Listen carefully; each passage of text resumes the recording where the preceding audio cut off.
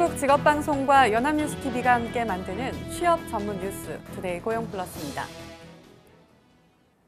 기아차 노사가 통상임금 합의안에 서명하면서 8년간 이어진 법정 싸움이 끝났습니다. 이 때문에 현대차를 비롯해 소송이 진행 중인 다른 기업들도 기아차의 해결책에 주목하고 있지만 서로 처한 상황이 달라서 결과를 예단하기가 쉽지 않습니다. 배삼진 기자입니다. 기아자동차 노사가 8년간 이어진 통상임금 논쟁을 마무리하고 합의안에 최종 서명했습니다. 법원 결정에 따라 상여금을 통상임금에 포함하고 통상임금 인상에 따른 미지급금을 올해 10월까지 주기로 했습니다. 격월로 지급하던 상여금도 매월 50%씩 지급하기로 하면서 최저임금 문제도 매듭지었습니다. 저성장 시대 이 모두를 좀 극복할 수 있게끔 후속 처리도 노사가 함께 좀 만전을 기해서. 기아차가 통상임금 갈등에 마침표를 찍으면서 현대차 노조도 기아차와 같은 조건에서 논의하겠다고 밝혔습니다. 하지만 기아차와 다르게 현대차 노조는 통상임금 소송에서 두 차례나 패소해 협상에서 유리한 상황은 아닙니다. 현대차 사측은 통상임금 범위와 최저임금 충족 문제를 별도로 논의하자는 입장이지만 노조 측은 일괄 협상을 요구하고 있습니다. 협상이 진행되더라도 문제는 비용입니다. 이번 합의로 기아차는 5천억 원이 넘는 비용을 부담하게 되는데 현대차 임직원 수는 기아차의 2배나 됩니다. 이렇게 통상임금으로 소송 중인 기업은 190곳이 넘습니다. 비용 부담이 큰 데다 1, 2심 판결도 제각각이어서 대부분 판결을 지켜보겠다는 입장입니다. 여력이 있는 기업들은 기아차처럼 이렇게 해결하려고 노력을 하겠지만 여력이 없는 기업들은 경영상의 어려움을 얘기하면서 대법원의 끝까지 가는 것을 고려할 수밖에 없고. 기업마다 처한 사정이 달라 노사 간 해법을 찾는데 진통이 불가피할 것으로 보입니다. 연합뉴스TV 배삼진입니다. 우리나라 경제의 버팀목인 수출이 지난달까지 석 달째 내리막길을 걸었는데요. 이런 상황에서 효자로 불린 휴대전화, 모니터, 컴퓨터 등 IT 제품의 수출도 최근 5년 새 크게 줄어 대책 마련이 시급하다고 합니다. 한상용 기자입니다. IT 산업은 20년 넘게 우리나라 수출의 한 축을 담당하며 자동차, 조선과 함께 대표적 효자 산업으로 평가받았습니다. 총 수출에서 차지하는 비중은 최근 10년간 3분의 1 수준을 유지했고 작년에는 2,204억 달러, 우리 돈 약 249조 원의 수출 실적도 냈습니다. 하지만 반도체를 제외한 주요 IT 제품의 수출은 크게 흔들린 모습입니다. IT의 대표 품목 중 하나인 휴대전화 수출은 2008년 정점을 찍고 나서 내리막길을 걷다 최근 3년 새 반토막 났습니다. 액정 표시장치, LCD와 유기발광 다이오드, 올레드 주축의 평판 디스플레이 실적 역시 5년 새 100억 달러 이상 급감했고 컴퓨터와 냉장고, 세탁기의 상황 역시 비슷합니다. 최근 들어서 반도체마저 감소세를 보임으로써 IT 산업 전체가 상당한 위기 상황에 접어든 것 같습니다. 실제 반도체 수출은 작년 12월 8.4% 감소세로 전환하고 나서 2달 연속 20% 넘게 줄어든 상황. 게다가 우리나라 최대 교역국인 중국의 경기 둔화와 제조업 위기로 대중 수출마저 크게 줄었습니다. 올해 2월 대중 수출이 1년 전과 비교해 17.4%나 감소한 겁니다. 중국 경제 성장률이 1%포인트 떨어지면 우리나라 성장률도 0.5%포인트 하락할 것이란 분석도 나왔습니다. 제조업 누적 투자의 한 40%가 중국에 묶여 있고 그리고 우리나라 경상수지의 절반이 이제 중국으로부터 나오거든요. 따라서 전문가들은 획기적인 수출 진흥책 마련과 함께 중장기적으로 산업 체질 개선이 필요하다고 조언하고 있습니다. 연합뉴스TV 한상용입니다.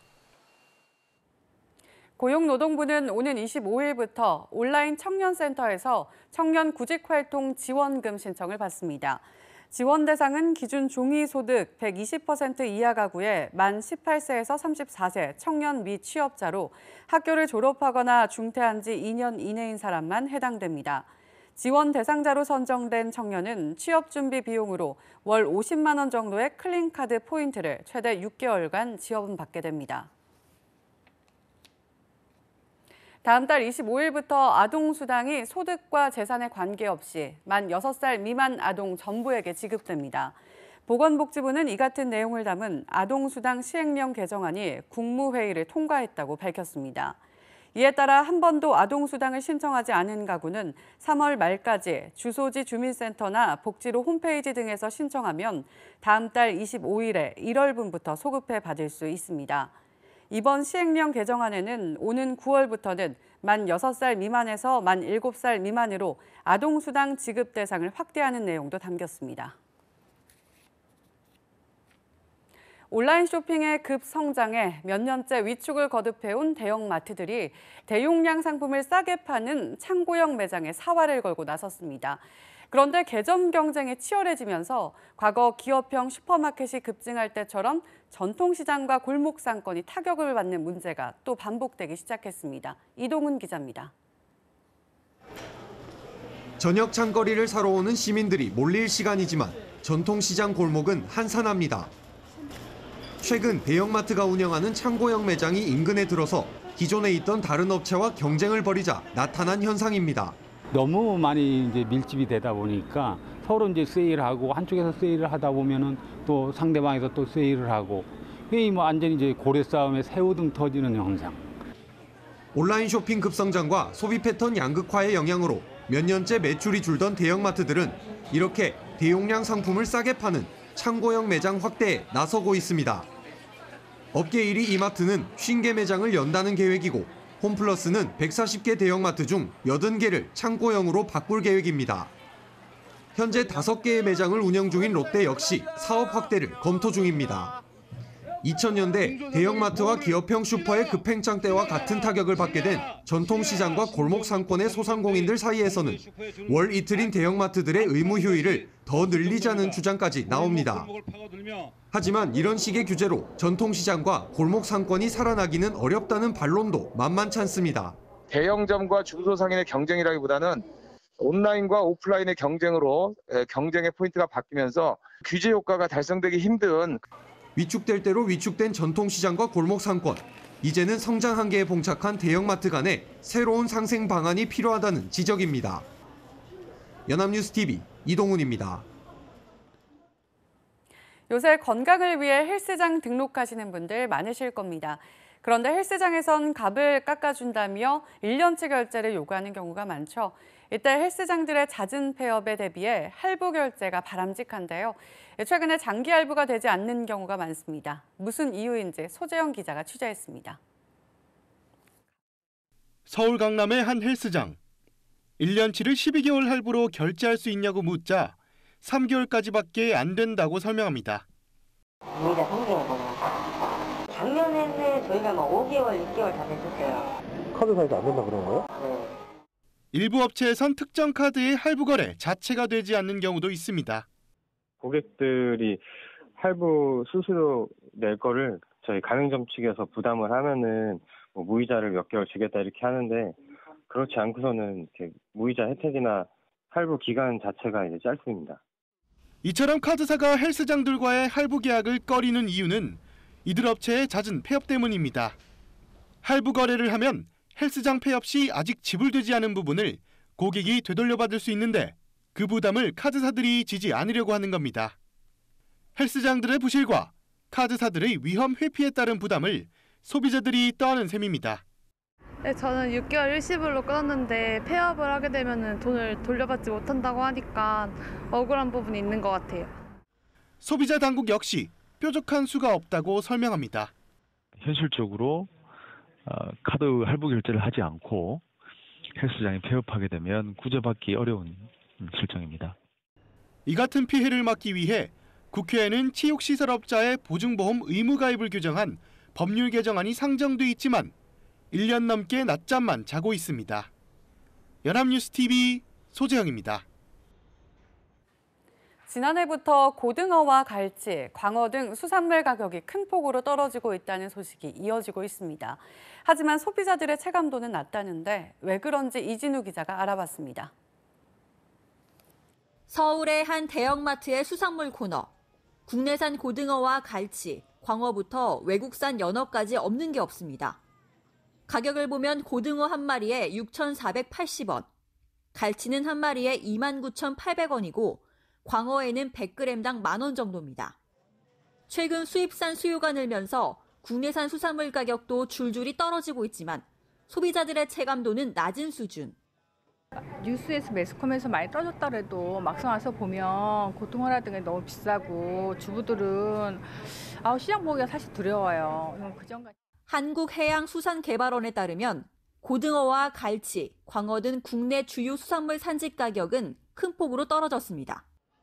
하지만 소비자 가격의 하락폭은 산지 가격 하락폭의 절반에도 미치지 못하는 수준. 신선도를 유지해야 하는 수산물의 특성상 유통 단계에서 이것저것 비용을 갖다 붙이다 보니 막상 소비자 가격은 크게 내리지 않았다는 겁니다. 전문가들은 노후화된 위판장을 자동화하고 효율적인 유통 구조를 만들어야 한다고 조언합니다. 해양수산부는 지난 주말부터 소비자들이 수산물의 유통가격 정보를 매일 확인할 수 있도록 수산물 수급정보 종합 시스템의 시범 운영에 들어갔습니다. 그 유통 과정에서의 정보가 확실하게 공시가 되면 중간에서 소비자들이 속고 사시는 경우가 없어질 거기 때문에 터무니없는 마진을 붙여 파는 경우는 없는지 유통 단계별 가격 정보를 소비자들이 확인할 수 있도록 한 겁니다. 연합뉴스TV 이진우입니다. 5세대 이동통신이 본격적으로 상용화되면 우리 집 안팎의 사물들이 모두 인터넷에 연결되는 사물인터넷, IoT 세상이 펼쳐집니다. 생활이 편리해지겠지만 덩달아 해킹 위협도 커질 수 있는데요. 이를 막기 위해 양자 암호통신이 주목받고 있습니다. 서영석 기자입니다. There's thousands of cars in this city, and now they're all mine. 도로 위로 해킹당한 자율주행차가 쏟아져 나오고 도심은 아수라장이 됩니다. 이런 미래가 꼭 영화 속 일만은 아닙니다. 집 안팎의 사물이 인터넷으로 연결되는 초연결 시대에는 해킹된 자율주행차나 드론이 우리 생명에 직접적인 위해를 줄 수도 있습니다. 이런 위협에 대비해 떠오르는 기술이 양자 암호통신입니다. 물질의 최소 단위인 양자는 여러 성질이 공존하는 중첩성을 가집니다. 기존 암호는 0 아니면 1의 정해진 값을 갖고 있어 해킹이 쉽습니다. 반면 양자 암호는 중첩성 덕에 0과 1 양쪽 값을 동시에 가져 더 복잡하고 한번 읽힌 정보는 0이나 1 어느 한쪽으로 결정돼 되돌아가지 않습니다.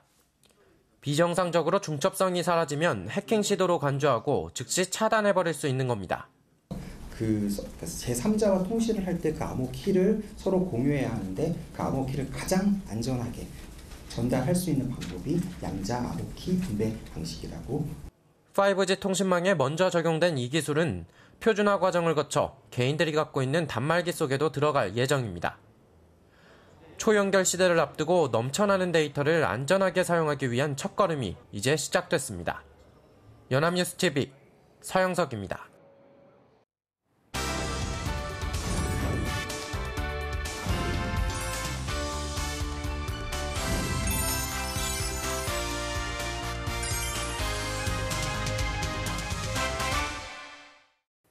사회적으로 핫한 이슈를 키워드로 알아보는 핫키워드 시간입니다. 안치홍 아나운서 안녕하세요. 안녕하세요. 핫키워드 시간입니다. 여러분은 이 회사의 사무실을 떠올리라고 한다면 어떤 모습이 떠오르십니까? 빌딩 안에 일정 규모의 번듯한 사무실이 있고 그 안에 부서들이 칸막이 너머로 오밀조밀 모여있는 장면이 제일 먼저 떠오르신다면 오늘의 핫키워드를 주목하셔야 할 겁니다. 바로 사무공간에도 새 바람이 불고 있기 때문인데요. 오늘의 핫 키워드는 공유 오피스 시대입니다. 네, 공유 오피스 요즘 정말 핫하죠. 많은 소규모 기업들이 사무실을 임대하기보다는 공유 오피스를 선택한다고 들었어요. 네, 그렇습니다. 이 공유 오피스를 모르시는 분들을 위해 간단히 설명드리자면 이 공유 오피스는 건물의 일부나 전체를 임대한 뒤 개별 업무 공간으로 쪼개 입주자에게 해당 공간을 빌려주는 개념의 사무 공간인데요. 언뜻 잘 상상이 가지 않는다면 이렇게 생각하시면 됩니다. 사무 공간을 이용하기 위해선 개인이 일할 수 있는 개별 공간과 회의실이 필요한데요. 또 이러한 공간에 필요한 책상, 의자는 물론 복사기, 탕비실까지 갖춰져야 어느 정도 구색을 갖춘 사무실이라고 할 수 있습니다. 그런데 공유 오피스는 회의실, 라운지, 바 등 활용도가 낮은 시설을 공용 공간, 그러니까 다른 임차인과 공유할 수 있는 형태의 공간으로 마련해놓고 1인 사무실 등의 책상 단위부터 수백 명이 상주할 수 있는 중대형 면적의 사무 공간을 대여해 준다는 뜻입니다. 이러한 공유 오피스는 많은 비품과 공간을 서로 공유하기 때문에 일반 오피스보다 임대료가 저렴하다는 게 특징인데요. 이러한 이유로 이미 많은 업체들이 공유 오피스에 입주해서 활발한 활동을 하고 있다고 합니다. 네, 사무 공간을 임대하면 가끔 사용하지만 그럼에도 없어서는 안 될 집기나 공간 때문에 경제적 손실도 컸는데 이렇게 공유 오피스를 활용하면 경제적인 장점은 물론 설비들을 사는데 긴 시간을 투자하지 않아도 된다는 장점이 있겠어요. 네, 그렇습니다. 공유 오피스의 장점은 이뿐만이 아닌데요. 공유 오피스는 공간을 빌려주면서 각종 서비스를 제공하는 서비스드 오피스와 공간을 통해 네트워크를 만들어주는 코워킹 스페이스로 구분하고 있습니다. 서비스 오피스는 개별 업무 공간과 함께 전화 응대 및 우편물 관리, 복사 서비스 등의 업무 지원 서비스가 제공되는 공간을 이야기합니다. 반면 코워킹 스페이스는 공용 공간에서 법률적인 자문이나 총무, 또 금융 등의 업무 지원을 받을 수 있는데요. 또 정기적인 이벤트를 통해 입주자 간의 네트워킹이나 협업을 시도할 수 있는 커뮤니티를 마련하고 있습니다. 이렇게 자유공간에서 자연스럽게 만난 입주자를 통해 업계의 동향이나 자칫 침체될 수 있는 사무의 분위기를 개선시킬 수 있는 장점이 있다는 거죠. 네, 그럼 공유 오피스에 입주한 기업은 자본력이 부족한 소규모 업체나 정보가 필요한 신생 기업이 많은 편인가요? 네, 서울 시내 36개 공유 오피스 브랜드의 입주 유형들을 살펴봤더니 지난해 11월 말 기준으로 봤을 때 벤처나 스타트업이 45%로 가장 많았는데요. 하지만 중소기업 역시 입주자 비율의 25%를 차지하고 있었는데요. 외국계 기업과 대기업 역시 각각 15%의 비율을 보이며 비단 스타트업이나 소규모 기업만이 이 공유 오피스를 이용하는 것은 아닌 것으로 조사됐습니다. 네, 대기업이 15%나 들어와 있는 것도 인상적인데요. 그만큼 기업의 규모와 상관없이 공유 오피스의 장점이 뚜렷하다는 뜻일 텐데 그렇다면 지금 국내에선 공유 오피스 시장이 얼마나 성장했나요? 네, 공유 오피스가 우리나라에서 자리를 잡기 시작한 건 2015년부터인데요. 이후 누적 사용 면적은 보시다시피 빠르게 성장하고 있습니다. 또 KT 경제경영연구소에 따르면 국내 공유 오피스 시장 규모는 2017년엔 600억 원 수준에 불과했지만 연평균 63%씩 성장을 거듭하며 2022년엔 7,700억 원 정도로 커질 것으로 전망하고 있습니다. 네, 연평균 63%라니 정말 급속하게 성장을 하고 있네요. 이렇게 된다면 최근 골칫거리인 빈 사무실 활용에도 큰 도움이 될 것 같은데요. 네, 그렇습니다. 실제로 몇 년간 공실률이 40%에 가까웠던 서울역 서울스퀘어는 지난해 대표적 공유 오피스인 위워크가 2개 층을 임대하며 공실이 대폭 줄었는데요. 강남 N타워 역시 롯데가 공유 오피스인 워크플렉스 1호점을 내면서 3개 층을 사용하기로 하자 공실이 크게 없어졌다고 합니다. 뿐만 아니라 화면을 보시는 바와 같이 서울 중심 업무지구의 오피스 임대 수요는 지난해 2분기부터 증가하고 있는데요. 이렇게 오피스 임대 수요가 급격히 증가하는 이유 중 하나는 대기업들도 공유 오피스 사업에 동참하면서 공유 오피스 시장이 더욱 커지는 것에 어느 정도 영향이 있다고 전문가들은 분석하고 있습니다. 네, 핫 키워드의 이 제목처럼 그야말로 공유 오피스 시대인 것 같습니다. 그렇습니다. 하지만 급속한 성장에 우려의 목소리도 나오고 있습니다. 단기간에 외국계는 물론 대기업까지 공유 오피스에 뛰어들고 있으니 공급 과잉을 우려하고 있는 목소리도 커지고 있는 건데요. 이렇게 공급 과잉이 되면 결국 공유 오피스 안에서도 공실률이 커지며 이른바 깡통 공유 오피스는 물론 서비스 품질 저하까지 초래할 수 있다는 겁니다. 이 때문에 현재 공유 오피스 과도기가 지나면 침체기가 올 수 있기 때문에 투자자나 공유 오피스 내 입주자 역시 각별한 주의가 필요하다고 전문가들은 조언하고 있습니다. 네, 기대만큼이나 우려의 목소리가 크지만 그럼에도 공유 오피스가 여전히 인기를 얻는 이유는 상대적으로 큰 자본이 없어도 내가 일할 수 있는 사무 공간을 가질 수 있다는 것이 아닐까 싶습니다.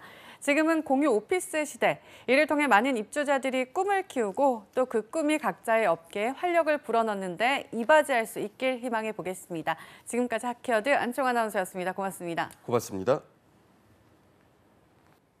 지금까지 투데이 고용 플러스였습니다. 오늘 저희가 준비한 내용 여기까지입니다. 함께해 주신 여러분 고맙습니다.